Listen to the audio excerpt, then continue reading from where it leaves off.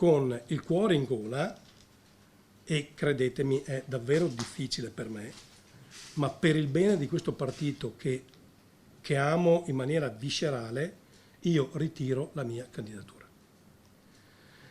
Ritiro la mia candidatura perché amo questo partito e perché hanno ucciso un sogno. Abbandona la corsa alla segreteria regionale della Lega. Roberto Marcato lo comunica definendola la scelta più difficile della sua vita politica.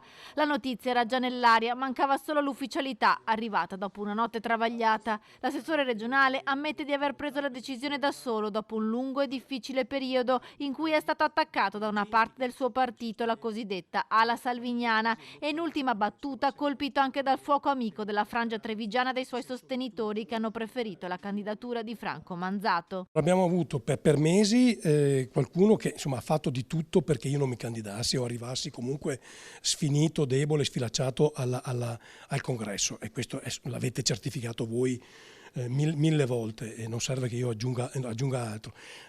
Dall'altra parte c'era tutta una parte del partito molto consistente che aveva chiesto a gran voce la mia candidatura, che a un certo punto si è messa in testa che invece c'erano candidature più forti delle mie. Sabato cosa farà?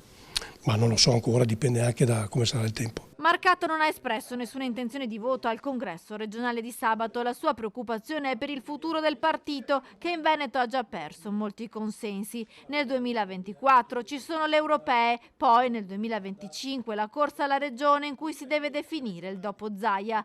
L'assessore regionale, ricordando le sue vicissitudini in Lega e la sua resistenza alle epurazioni tosiane degli anni passati, si sfila dalla corsa alla segreteria regionale del Carroccio, non senza polemiche, con un avvertimento ben preciso. Se da domenica chiunque vinca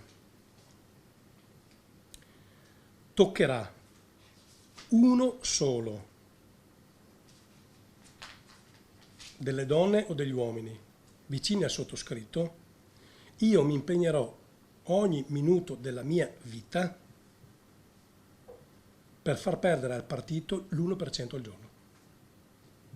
Non è una minaccia, è una presa d'impegno.